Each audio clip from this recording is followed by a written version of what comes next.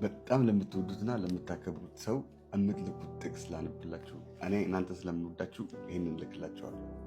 ልበ አምላክ ዳዊት እንዲህ ይላል፣ በመከራ ቀን እግዚአብሔር ይስማ፣ የያዕቆብ አምላክ ስም ያቁም። ከመቅደሱ ረድኤት ይላክልህ፣ ከጽዮንም ያጽና። ቁርባንህን ሁሉ ያስብልህ፣ የሚቃጠል መስዋዕትን ያለምልምልህ።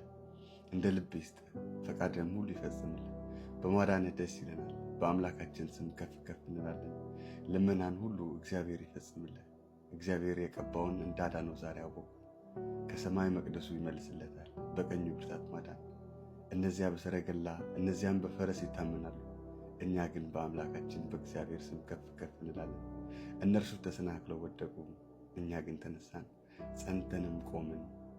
አቤቱ ንጉሥን አድነው፣ በጠራህም ቀን ስማን። እግዚአብሔር የተመሰገነ ይሁን። መልካም ቀን ይሁንላችሁ።